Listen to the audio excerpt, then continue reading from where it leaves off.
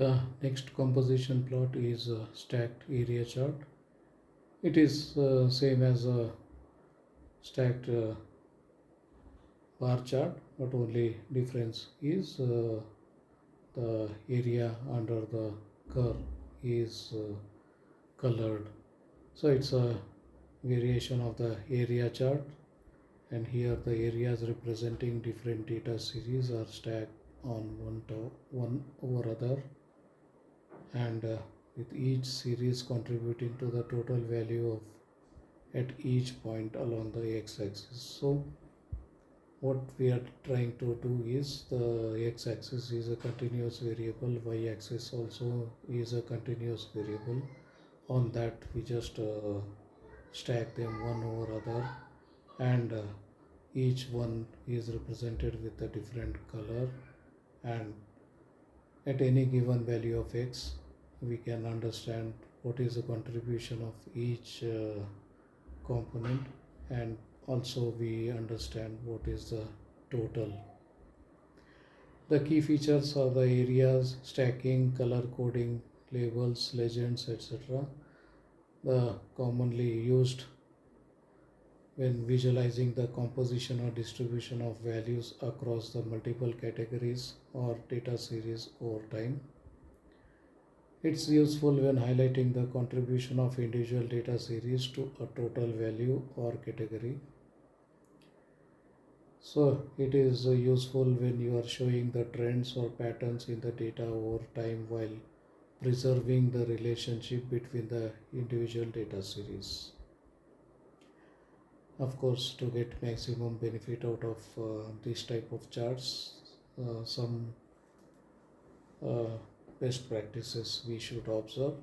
So one thing is choose a meaningful order of stacking the areas to highlight important trends or patterns in the data. So just don't stack them in any order you like. So there should be a proper ordering of stacking so that it gives maximum benefit out of it.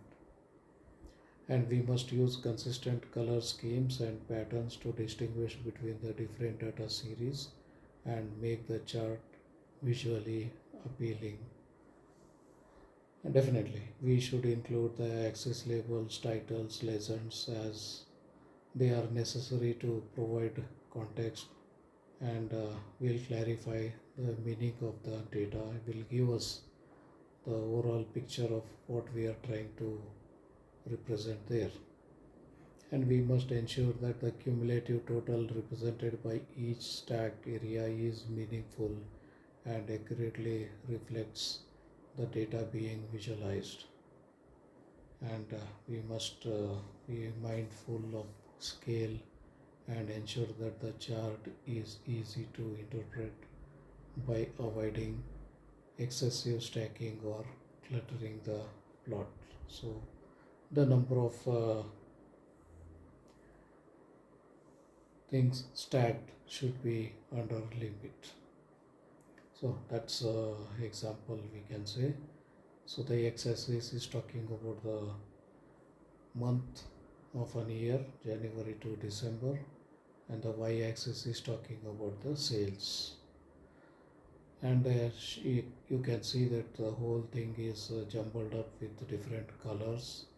The bottom is a gray color, the next one is brown color, then we have a light maybe orange color, and then a blue color.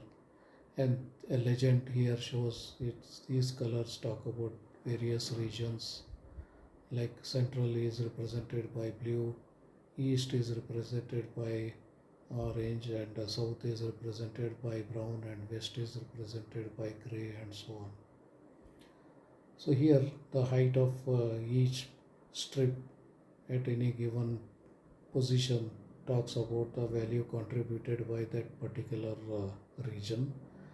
So at January, if you look at it, the height of that from 0 to the position where this gray ends, that is the total sales in the west. So the length of the strip, which is from end of gray till end of the brown, is about south. So at a different vertical lines or each month you can see how much is being contributed by each one. Now if we just look around, we can see that the west has contributed maximum in the month of February, August and October. Then if you look for south, then the highest strip width of south is in the month of May, whereas August, September, October, November, December, all the strip width is very small. So that is telling that the total sales in the south is less in the month of July, August, September, October, November, December. In May, it is maximum. It was okay in April. It was okay in March. It was somewhat okay in February. Compared to this end of the year, July to December, then we can say that January to June, the sales are better for the south. So same thing we can talk for other regions. So for every region, for every, so this by shading this with different colors as a area under the curve, it gives a direct representation of the magnitude.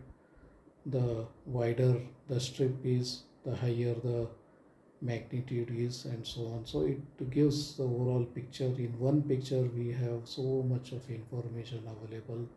So that's the advantage of a stacked area plot.